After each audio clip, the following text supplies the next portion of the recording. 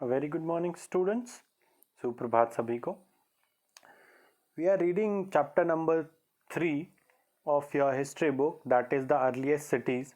तो earliest cities जो chapter है वो हमने पढ़ा।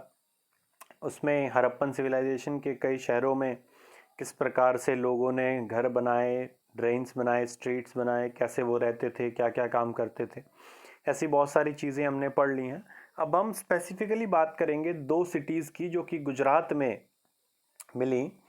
एक है धोलावीरा और दूसरी लोथल।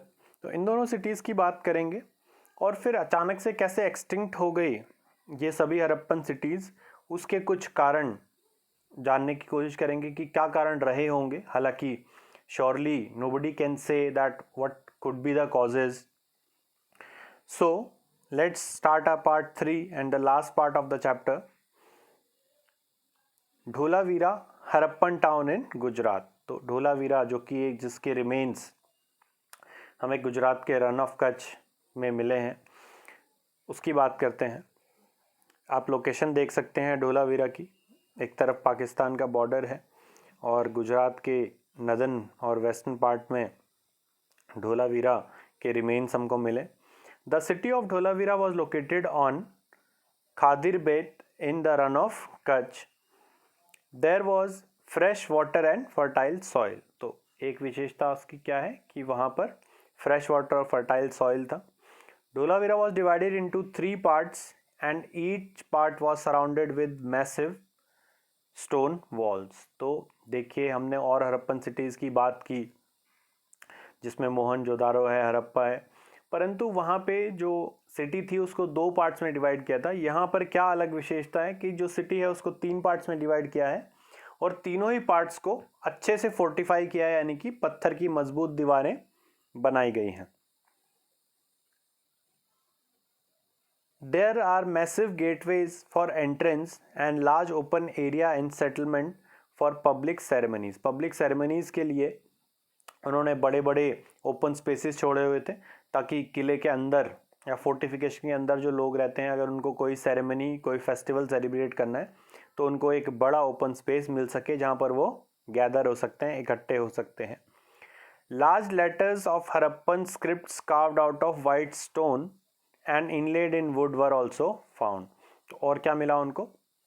बहुत बड़े बड़े स्क्रिप्ट्स। हालांकि बाकी जो हड़प्पन सिटीज़ हैं उसमें छोटे स्क्रिप्ट्स मिले उनको, सील्स और सिंबल्स की, पर यहाँ पर बड़े बड़े स्क्रिप्ट्स मिले। उसके अलावा बात करेंगे दूसरे टाउन की, लोथल की, जो कि साबरमती नदी की एक सहायक रिवर पे सिचुएटेड है। इसकी भी लोकेशन देख लेते हैं हम। देखिए, धोलावीरा के पास ही है और लगभग सेंटर पे है गुजरात के लोथल, जिसके रिमेन्स वहाँ पर हमको मिले। ये अहमदाबाद जो शहर है आज का, जो कि काफ़ी पॉपुलर, काफ़ी बड़ा शहर है पूरे देश का और गुजरात का भी, उसके पास ही इसके रिमेन्स हमें मिले लोथल के। So located at a tributary of Sabarmati river close to the gulf of Khambhat. तो गल्फ ऑफ खंबर के पास, ये देखिए गल्फ ऑफ खंबर दिखेगा आपको जहाँ पर लोथल लिखा हुआ है, उसके नीचे जो एक ट्रायंगल बन रहा है उसको हम गल्फ ऑफ खंबर के नाम से जानते हैं। ये वाला जो ट्रायंगल है, यहाँ जो वाटर बॉडी है, ठीक है, this is known as gulf of Khambhat. तो आगे अगर बात करें, so it was close to an area where semi precious stones were easily available. वो एक ऐसे इलाके के पास था जहाँ से सेमी प्रेशियस स्टोन्स मिलते थे और उनको कार्व करके ऑर्नामेंट्स, बीड्स, ये सब बनाया जाता था। This was an important centre for making objects out of stone, shell and metal. तो समुद्र के पास भी है, इसलिए शेल्स भी आसानी से उनको अवेलेबल हो जाएंगे और वो इन सभी रॉ मटेरियल से, स्टोन, शेल और मेटल से अलग अलग प्रकार की वस्तुएं बनाते थे। आगे अगर हम बात करें लोथल की, तो यहाँ पे अब देख सकते हैं इमेज में एक बहुत पुराना डॉकयार्ड या विश्व का सबसे पुराना डॉकयार्ड भी मिलेगा। ये डॉकयार्ड क्या होता है? एक ऐसी जगह जहाँ पर बोट्स और शिप्स आके रुकते हैं और जो सामान होता है उसको लोडिंग और अनलोडिंग की जाती है, यानी कि एक हार्बर, एक coastal area. There were also store houses where seals and sealings were found. तो स्टोर हाउसेज भी थे जहाँ पर सील्स और सीलिंग्स मिलती थी, जिनको मार्किंग के लिए यूज़ किया जाता था बैग्स पे या पैकेट्स पे। Those were used to mark bags and packets which are going from one place to another. There were workshops for making finished goods, और लोथल में वर्कशॉप्स भी रहे होंगे ताकि सामान जिस वस्तुओं की ज़रूरत है लोगों को उनको बनाया जा सके। तो अब लोथल और धोलावीरा के बाद बात करेंगे सील्स और सीलिंग्स की। देखिए अलग अलग प्रकार की हड़प्पन सील्स दिखेंगी आपको जिस पे अलग अलग प्रकार के सिंबल्स लिखे हुए हैं। These were encoded messages और the messages in the language which was used at that time। उस ज़माने में उस समय में जो सिंबल्स या जो भाषा प्रयोग होती थी उसके कुछ चिन्ह हैं। Seals were probably used to stamp bags or packets of goods sent from one place to another। एक जगह से दूसरी जगह ले जाने वाला जो सामान है उसके ऊपर शायद मार्किंग निशान पहचान बनाते थे वो। आजकल जब आप ऐसे पैकेट्स या ऐसे बैग्स देखते हैं तो उस पर भी मैन्युफैक्चरिंग डेट होती है, मैन्युफैक्चरिंग की जगह होती है, ब्रांड का नाम होता है। इसी प्रकार से वो भी शायद कुछ मार्किंग करते होंगे। The impression of the seal is known as sealing. तो जो इम्प्रेशन है यानी कि जो सील है उस पर जो सिंबल बना हुआ है उसका जब आप किसी इंक या किसी कलर पे लगाएंगे और उसके बाद उसको किसी बैग पे लगाएंगे तो उसकी जो इम्प्रेशन है उसका जो छाप है वो वहाँ पड़ जाएगा सील का। तो सील का जो छाप है जो प्रिंट है उसको कहते थे ceiling. Next is the mystery of the end. अब ये बहुत ही एक विचित्र सवाल है, बहुत ही एक कठिन सवाल है, बहुत ही गंभीर सवाल है सभी इतिहासकारों के सामने, in front of all historians and all scholars, that what would have happened. ऐसा क्या हुआ होगा कि सभी शहर जो हड़प्पन या इंडस वैली सिविलाइजेशन के थे वो खत्म हो गए अचानक से। अगर कोई आपदा आई हो, प्राकृतिक आपदा या कोई और चीज़ हुई हो, तो वो सभी इलाकों में एक साथ होना बहुत ही मुश्किल है। तो इसके लिए जो स्कॉलर्स हैं और हिस्टोरियंस हैं वो अलग अलग अंदाज़ा लगाते हैं। They have estimated different kind of reasons. So देखते हैं हिस्टोरियंस ने किस किस प्रकार का अंदाज़ा लगाया कि क्यों जो हड़प्पन सिविलाइजेशन है, इंडस वैली सिविलाइजेशन है, वो ख़त्म हुई। Around 3900 years ago we find the beginning of a major change. 3900 साल पहले हमने अंदाज़ा लगाया कि एक बड़ा बदलाव आ गया जो हड़प्पन सिटीज़ थी उनमें। People stopped living in many of the cities. लोगों ने इन शहरों में रहना बंद कर दिया और धीरे धीरे इन शहरों को अबेंडन यानी कि छोड़कर चले गए। तो क्या हुआ होगा? तो उसके बाद क्या कह रहे हैं? Writing seals and weights were no longer used. तो सील्स और वेट्स भी उन्होंने यूज करने बंद कर दिए। Garbage was piled up on the streets of Mohenjodaro. Mohenjodaro की जो स्ट्रीट्स हैं उस पर गार्बेज के कचरे के ढेर लग गए। हालांकि ऐसा पहले नहीं होता था क्योंकि वो काफ़ी क्लीन रखते थे एनवायरनमेंट को और आसपास की सराउंडिंग को।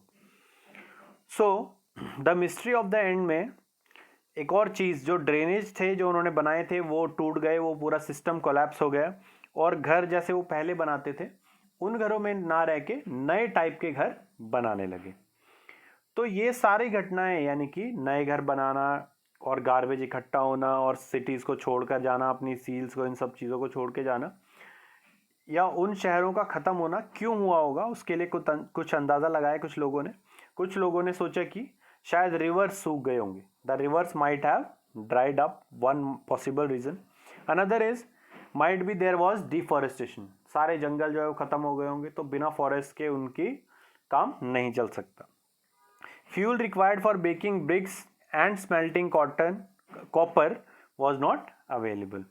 जो ब्रिक्स को पकाने के लिए या कॉपर को मेल्ट करने के लिए और भी मेटल्स को मेल्ट करने के लिए जो फ्यूल रहा होगा वो अब उनको नहीं मिल पा रहा होगा। इसके अलावा hertz of cattle, goats and sheep might have destroyed the green cover. जो हरियाली थी, जो ग्रीन कवर था उनके आसपास, वो जानवरों ने ग्रेजिंग करके या वैसे डिस्ट्रॉय कर दिया होगा पूरा, इसलिए भी वो उन जगहों को छोड़कर जाना चाहते होंगे। There were massive floods. बहुत ज़्यादा बाढ़ आ गई हो सभी इलाकों में, जो मेजर रिवर्स वहाँ से बह रही थी उनमें, तो ये भी एक कारण हो सकता है पूरे के पूरे शहर, बहुत सारे शहरों का ख़त्म होना। But none of this reasons can explain the end of all cities. पर इनमें से कोई भी कारण ऐसा नहीं है जो हमें प्रामाणिकता से, जो हमें श्योरली ये कह सके कि इसी वजह से ये शहर ख़त्म हुए होंगे। So there are lot of doubts, estimations and confusions regarding the end of all these cities almost at the same time. So new cities emerged about 1400 years later, और उसके 1400 साल बाद कुछ नए शहर आना शुरू हुए। एल्सवेयर की बात कर लेते हैं। तो देखिए हड़प्पन सिटीज़ हमने पढ़ा कि उसमें बहुत ज़्यादा एडवांस सिस्टम था, ड्रेनेज का, रहने का, फोर्टिफिकेशन था, ट्रेडिंग हो रही थी, बहुत सारी वस्तुएं वो बना रहे थे। पर अचानक से कुछ शहर ख़त्म हो जाते हैं, ज़्यादातर शहर ख़त्म हो जाते हैं। तो ये पता नहीं लग पाए कि क्यों ख़त्म होते हैं। बहुत सारा एस्टिमेशन किया लोगों ने कि इनमें से कुछ कारण रहे होंगे। अब हम इसी के साथ बात करेंगे इजिप्ट की, जो कि उसी समय की एक सिविलाइजेशन है, जिसको भी बहुत पुरानी सिविलाइजेशन में से एक माना जाता है। So Egypt was mostly a dry desert except for the areas around the Nile river. तो कि नाइल रिवर जो कि अफ्रीकन कॉन्टिनेंट में बहती है, उस पर स्थित एक देश है इजिप्ट, उसके आसपास। तो ज़्यादातर एरियाज जो हैं वो ड्राई हैं, डेजर्टिफाइड हैं, डेजर्टेड हैं। पर जो एरिया नाइल रिवर के पास है वहाँ पर ही सिर्फ पानी अवेलेबल है। Around 5000 years ago, kings ruled over Egypt, who sent armies to far off places to get gold, silver, ivory, timber, etc.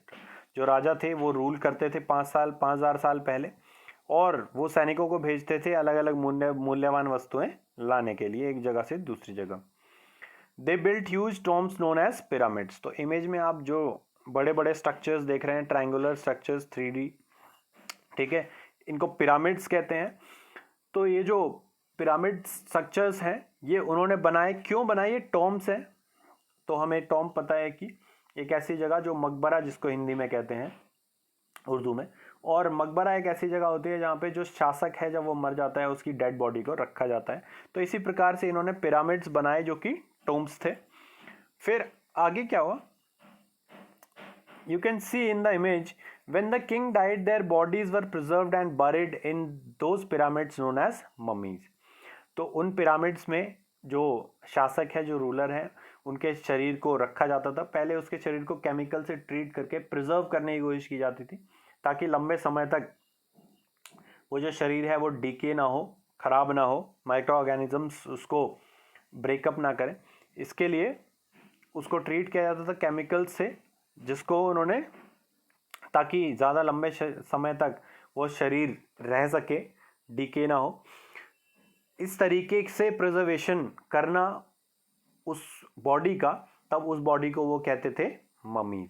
ठीक है, the preserved body of rulers were known as mummies and these mummies were kept in pyramids. इनको pyramids में रखा जाता था। A large number of objects were also buried with them.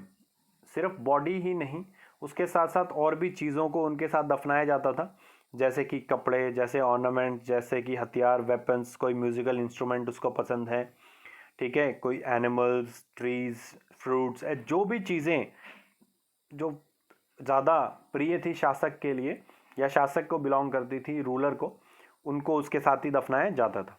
और यहाँ तक कि कभी कभी जिंदा मेन और विमेन जो उनको सर्व कर रहे थे, उनको भी उनके साथ ही दफनाया जाता था। यानी कि डेड बॉडी के साथ एक लिविंग बीइंग को भी कभी कभी दफनाते थे। Sometimes even serving man and women were also buried along with the ruler. तो अब एक प्रश्न आया है आपके सामने जिसकी बात करेंगे। सपोज, इसमें इमेजिनेशन करना है आपको, you are travelling with your parents about 4000 years ago from Lothal to Mohenjodaro. 4000 साल पहले आप इमेजिन करें कि आप लोथल से मोहनजोदारो जा रहे हैं अपने पेरेंट्स के साथ। फिर describe how would you travel.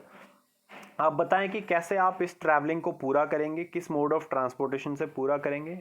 उसके बाद what your parents might carry with them. आपके पेरेंट्स आपके साथ जा रहे हैं और वो क्या क्या चीज़ें कैरी करना पसंद करेंगे या क्या क्या चीज़ें ले जाएंगे अपने साथ, और क्या चीज़ें आपको देखने को मिलेंगी मोहनजोदारो में। What you will find in Mohenjodaro. तो ऐसा शहर इमेजिन करना है जो चल रहा है उस समय, ऐसे डेड रिमेन्स नहीं, उस समय की बात कर रहे हैं जिस समय मोहनजोदारो में लोग रहे होंगे और उन्होंने पूरा व्यवस्थित कर रखा है सब चीज़ों को।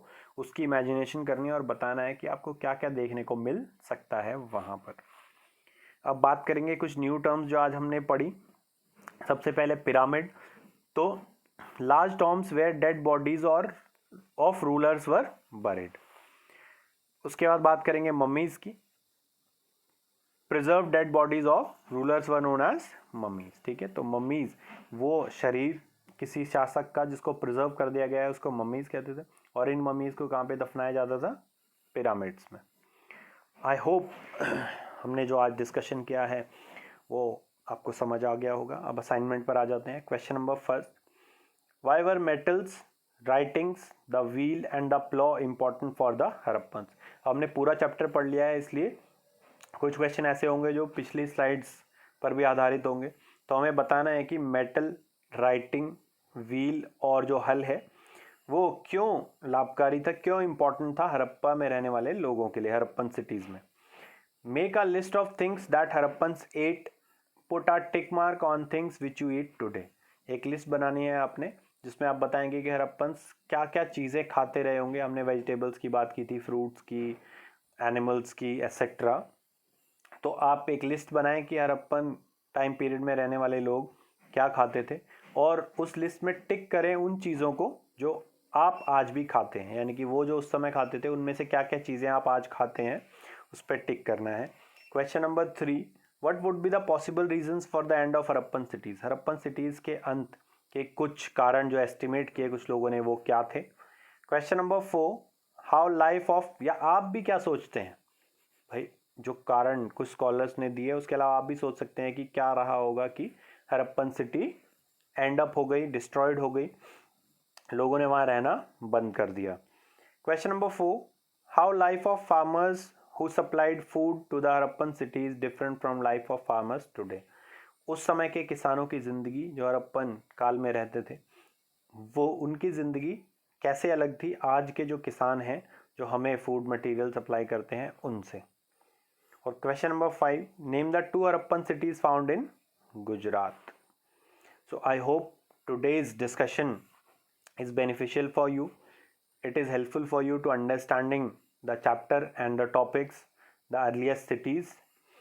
If it was informative, if you understood it, please like the video, share it with others so that they can also be benefited from the information which we have discussed.